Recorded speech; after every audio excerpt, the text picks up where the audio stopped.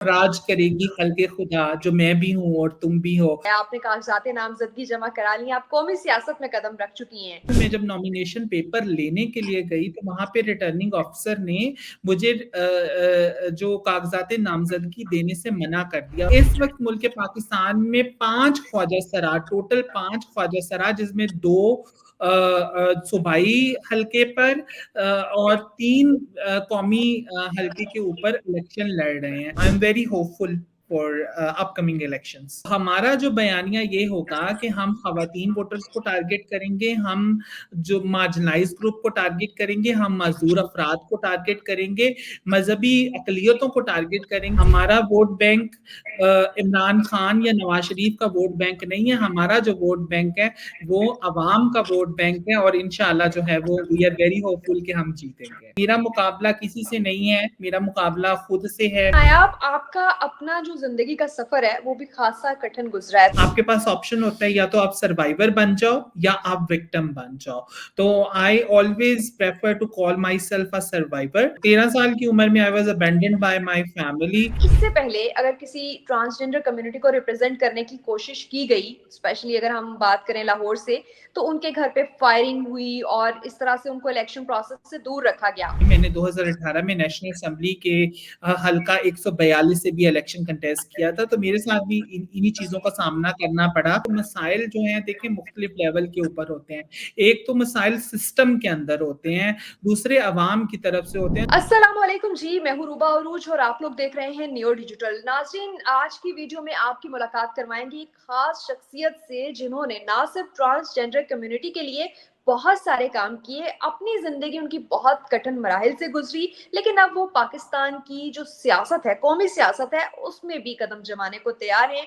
अपने कागजात नामजदगी जमा करा चुकी हैं और अब इलेक्शन कैंपेन भी कर रहे हैं।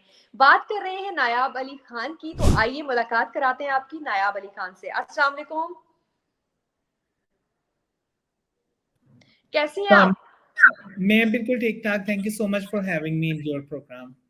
Thank you so much for your time. और सबसे पहले आपको मुबारकबाद कि आपने एक माइलस्टोन अचीव कर लिया है, आपने कागजात नामजदगी जमा करा ली है, आप कौमी सियासत में कदम रख चुकी हैं। कैसा है ये आगाज?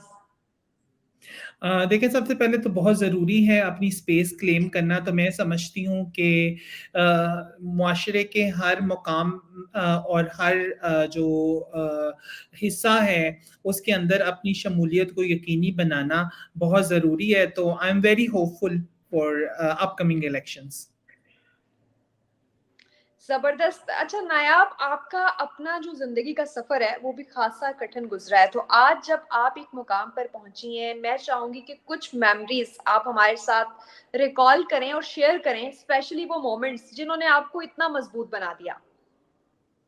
देखिए जो हमारे पाकिस्तान के अंदर ख्वाजा कम्युनिटी जो है उसके बहुत हालात जो है वो मुश्किल होते हैं। लेकिन मैं समझती हूँ कि ये मुश्किल हालात जो हैं वो ही आपको तवाना आवाज़ बनाते हैं। आपको एक आपके पास ऑप्शन होता है या तो आप सर्वाइवर बन जाओ या आप विक्टिम बन जाओ। तो I always prefer to call myself a survivor.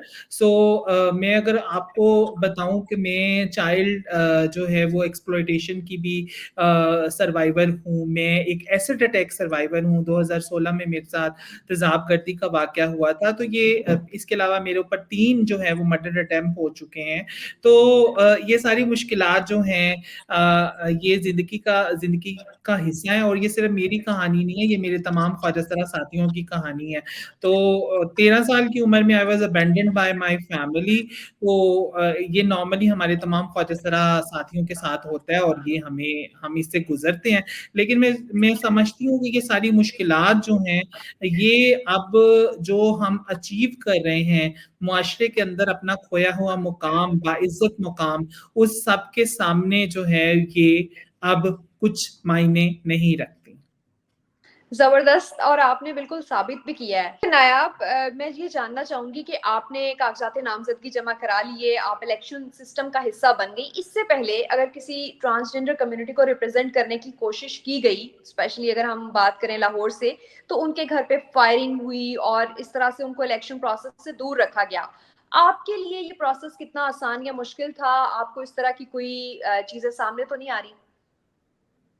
देखिए, ये बहुत एक जो है वो अहम सवाल है जो आपने किया है कि ये मेरा इससे पहले जो जर्नी रही 2018 में, मैंने 2018 में नेशनल असेंबली के हल्का 142 से भी इलेक्शन कंटेस्ट किया था, तो मेरे साथ भी इन्हीं चीज़ों का सामना करना पड़ा कि मेरे घर में भी फायरिंग हुई और मुझे बहुत सी धमकियाँ मिली, जिसकी वजह से मुझे अपना शहर छोड़कर इस्लामाबाद मूव करना पड़ा। तो अभी फिलहाल तो इस तरह के कोई थ्रेट्स नहीं सामने करने पड़ रहे, क्योंकि इस्लामाबाद का लिटरेसी रेट जो है वो 88% है, तो जिसमें अवाम यहाँ पे पढ़े लिखे हैं, जिसकी वजह से बहुत कम जो रेजिस्टेंस का मुझे सामना करना पड़े। And I really want to appreciate मेरे हल्के की जो आवाम है, क्योंकि जब मैंने अपनी कैंपेन स्टार्ट की और जब मैं आवाम के अंदर जा रही हूँ, लोगों को चॉइसेस मिल रही हैं। तो यही जमहूरियत का असल हुस्न है कि लोगों के पास चॉइसेस हों कि वो अपनी पसंद का उम्मीदवार मुंतखब कर सकें। तो जो अब इस्लामाबाद की आवाम के पास एक अच्छी चॉइस मौजूद है कि वो सियासी पार्टियों के धौंसे हुए जो उम्मीदवारान की बजाय एक ऐसा कैंडिडेट जो उनमें से मौजूद है और जो उनके मसाइल को समझता है, उसको वो इलेक्ट कर सकें। और दूसरी तरफ जो मसाइल आप स्पेसिफिकली कैटेगोरिकली बात करें, तो मसाइल जो हैं देखिए मुख्तलिफ लेवल के ऊपर होते हैं। एक तो मसाइल सिस्टम के अंदर होते हैं, दूसरे अवाम की तरफ से होते हैं। जो सिस्टम हमारा है वो इंक्लूसिव नहीं है। सिस्टम के ऊपर मैं जब बात करती हूँ, मैं जब नॉमिनेशन पेपर लेने के लिए गई तो वहां पे रिटर्निंग ऑफिसर ने मुझे जो कागजात नामजदगी देने से मना कर दिया, और उसने कहा कि मुझे पता नहीं है कि क्या ख्वाजा अफराद को भी कागजात नामजदगी देने हैं कि नहीं देने, जिसके ऊपर मैंने वीडियो बनाई, सोशल मीडिया पर पोस्ट की, जिसके बाद district returning officer Irfan Nawaz Memon का एक ट्वीट आया, उसने माजरत की और उसने कहा कि रिटर्निंग अफसर को पता नहीं था कि उसने ख्वाजा सराओं को कागजात नामजदगी देने हैं कि नहीं देने। उसने इलेक्शन कमीशन से क्लैरिटी ले ली, अब आपको जारी कर दिए जाएंगे। तो ये वो ऐसा सिस्टम है। फिर उसके बाद इलेक्शन कमीशन ने अदादो शमार जारी किए वेबसाइट के ऊपर, और उसने बताया कि इतने मर्द कैंडिडेट इस पाकिस्तान में उन्होंने अप्लाई किया, इतनी खवातीन कैंडिडेट्स उन्होंने अप्लाई किया है। तो लेकिन ख्वाजा सराओं का जिक्र नहीं है। तो इस वक्त मुल्क पाकिस्तान में 5 ख्वाजा सरा, टोटल 5 ख्वाजा सरा, जिसमें 2 सूबाई हल्के पर और 3 कौमी हल्के के ऊपर इलेक्शन लड़ रहे हैं, तो उनका कहीं जिक्र भी मौजूद नहीं है। तो ये सिस्टम के अंदर इस तरह के चैलेंजेस आ रहे हैं। तो लेकिन वंस स्क्रूटनी डन, तो hopefully we are very hopeful कि हम इलेक्शन के अंदर जो है वो अपनी जगह बना सकेंगे। ठीक है नायाब, हम जिस माशरे में रह रहे हैं, सरवाइव कर रहे हैं, जिस तरह आपने स्टार्ट में कहा, बड़ी अनफॉर्चुनेटली मैं ये बात कहूंगी कि यहाँ पे तो जेंडर बेस्ड जो है वो डिस्क्रिमिनेशन इतनी ज्यादा है कि एक मर्द के मुकाबले में एक खातून अगर इलेक्शन कॉन्टेस्ट करती है तो सिर्फ इस बेस पे उसको सपोर्ट नहीं किया जाता कि वो खातून है। तो आपको क्या लगता है कि क्या बयानिया होगा जो कि आपको जीत की तरफ लेके जाएगा? देखिए, हमारे जो इस्लामाबाद के हल्के की मैं ज़रा थोड़ा-सा आपको जोग्राफिया और उसमें वोटर्स की जो कैटेगरीज़ में बता दूँ, तो 47% जो वोटर है, वो ख़वातीन वोटर्स हैं। उसमें 5.5 लाख के करीब ख़वातीन वोटर हैं। किसी भी बड़ी सियासी जमात ने इस्लामाबाद के हल्के से किसी खातून को टिकट नहीं दिया, किसी भी हल्के से। तो हमारा जो बयानिया ये होगा कि हम ख़वातीन वोटर्स को टारगेट करेंगे, हम जो मार्जिनलाइज्ड ग्रुप को टारगेट करेंगे, हम मजदूर अफराद को टारगेट करेंगे, मजहबी अकलियतों को टारगेट करेंगे, उन लोगों के ऊपर जो है वो हमारा जो एजेंडा है उसके ऊपर हम उसको बयानिया बनाते हुए उन वोटर्स को साथ लेके चलेंगे। दूसरे नंबर पे देखें कि इस्लामाबाद जो है ना वो बड़ा यूनिक सा हल्का है। आपको ये समझने की जरूरत है कि जब आप इस्लामाबाद का नाम लेते हैं तो आपके जहन में एक बहुत खूबसूरत शहर का तस्वुर उभरता है, जिसके अंदर बहुत बड़े बड़े बंगले हैं, बहुत बड़ी बड़ी बिल्डिंगें हैं, और जो है वो पैसे की फरावानी है। लेकिन ऐसा नहीं है। इस्लामाबाद के अंदर जहाँ पे उमरा रहते हैं, वहां पे गुरबा की बस्तियां आबाद हैं, जिसको मस्मार किया जा रहा है, और वो तमाम बुनियादी बेसिक सहूलियात से महरूम है। और दूसरी तरफ जहाँ पे उमरा रहते हैं, वहां पे उनके ऊपर 500% प्रॉपर्टी टैक्स अभी नाफिज कर दिया गया है। फिर इसके अलावा इस्लामाबाद का हल्का, यहाँ पे आए रोज जलसे जुलूस होते हैं, धरने होते हैं, जिसकी वजह से कोई इसके ऊपर पॉलिसी नहीं मौजूद।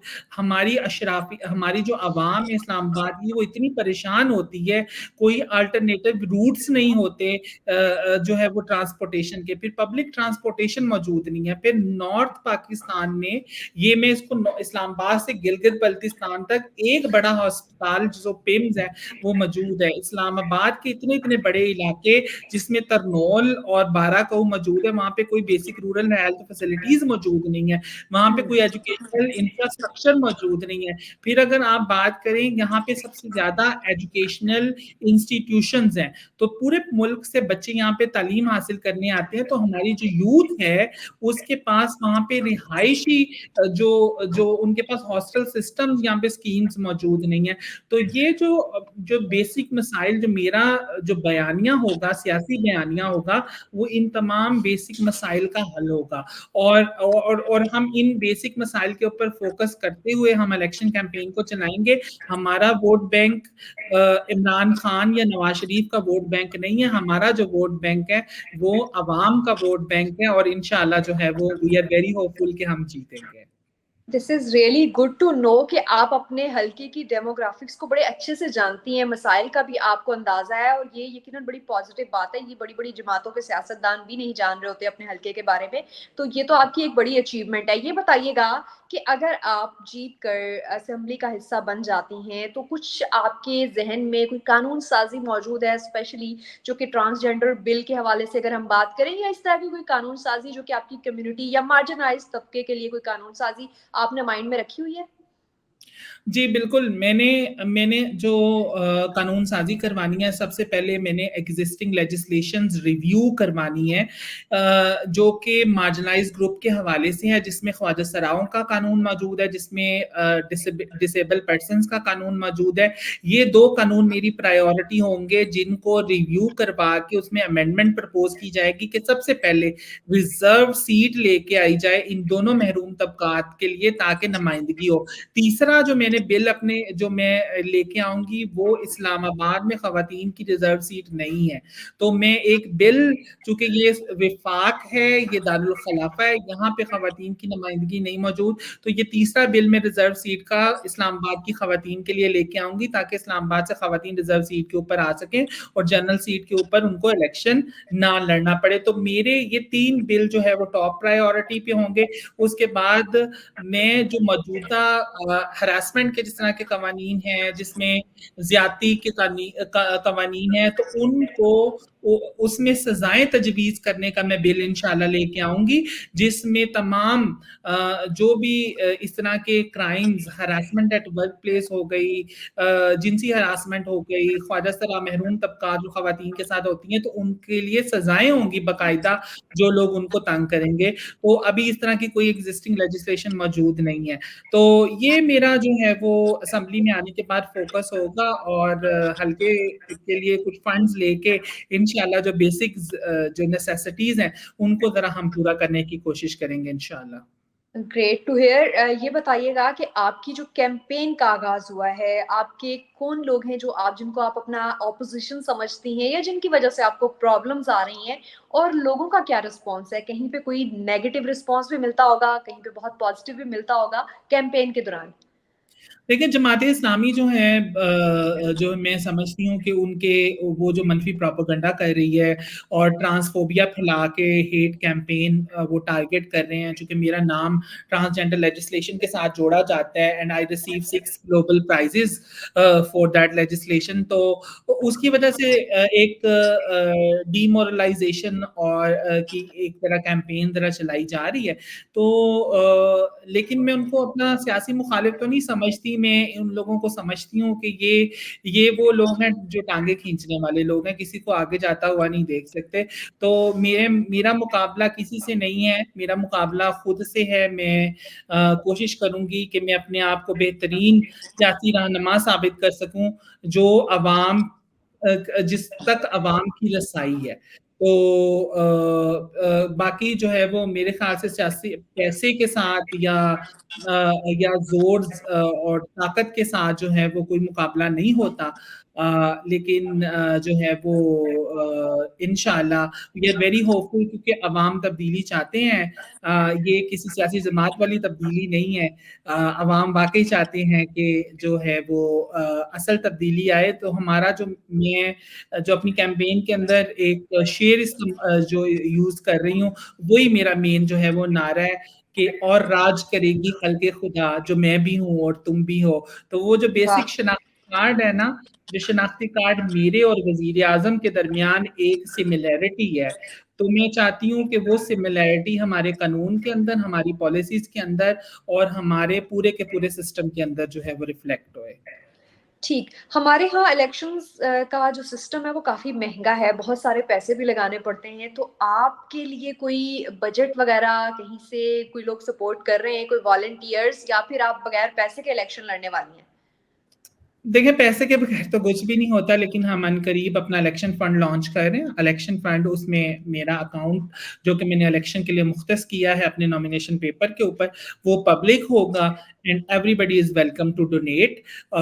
जो चाहते हैं कि वाक़ई में तब्दीली आनी चाहिए और महरूम तबकात को नुमाइंदगी मिलनी चाहिए, तो वो ज़रूर इसके अंदर डोनेट करेंगे। तो फ़िलहाल हमारा चल रहा है, अल्लाह दे रहा है और हम लगा रहे हैं। लास्टली ये बता दीजिएगा कि बहुत से जो ट्रांस कम्युनिटी से बिलॉन्ग करते हुए लोग हैं, वो नहीं चाहते कि वो उनका इस्तेसाल हो, वो भीख माँगे या जो नाच-गाना करें, वो भी पढ़ना चाहते हैं, वो भी कौमी धारे में आना चाहते हैं। तो उनके लिए कोई पैगाम कि कौन-सा रास्ता है जो उनके लिए आसानी कर लेके आ सकता है? देखिए रेज़िलियंस का रास्ता है। सबसे पहले अपनी मैं कहती हूँ अपनी जो आपकी आइडेंटिटी है उसको अपनी ताकत बना लें। ख्वाजा सरा होना जो है वो कोई महरूमी नहीं है, ख्वाजा सरा होना जो है वो कोई कमी नहीं है। ख्वाजा सरा भी इंसान है जिस तरीके से मर्द और ख़वातीन इंसान है। तो मैं चाहती हूँ कि मेरे जो ख्वाजा सरा साथी हैं, जो शायद अपनी अपनी सिनफ़ी शनाख्त को महरूमी करार देते हैं, वो करार देना बंद कर दें और अपनी महरूमी, अपनी सिनफ़ी शनाख्त को अपनी ताकत बनाएँ और तमाम जगह क्लेम करें। मैं एक मिसाल के साथ अपनी बात को ख़त्म करूँगी कि मैं जब भी किसी अस्पताल, सरकारी अस्पताल या किसी भी ऐसे सर्विस डिलीवरी पॉइंट के ऊपर जाती हूँ, जहाँ के ऊपर कितारें बनी होती हैं, एक मर्द की कितार होती है, एक औरत की कितार होती है। मैं बिल्कुल बराबर में जाके खड़ी हो जाती हूँ और मैं काउंटर वाले से मुतालबा करती हूँ कि भाई ये जो है वो तुम मुझे भी सर्विसेज़ दो, मुझे भी डील करो क्योंकि मेरी किताब अब वो यहाँ से शुरू होती है। वो कहते हैं कि आप मैडम औरतों में चले जाएँ, मर्दों में चले जाएँ, लेकिन मैं नहीं जाती और तीसरी कितार बना के खड़ी हो जाती हूँ, this is how you claim your space. तो मैं चाहती हूँ कि मेरे ख्वाजा सरा साथी इसी तरीके से अपनी स्पेस क्लेम करें और जब हम अपनी स्पेस क्लेम करेंगे तो अपनी स्पेस हासिल कर लेंगे। थैंक यू सो मच और बहुत सारी बेस्ट विशेस आपकी इलेक्शन कैंपेन के लिए और आई एम वेरी होपफुल कि ये जो जेंडर इक्वालिटी का सफ़र आपने स्टार्ट किया है, बहुत स्ट्रगल किया है, इसमें आप कामयाब भी हों। Thank you so much. इंशाल्लाह। Thank you.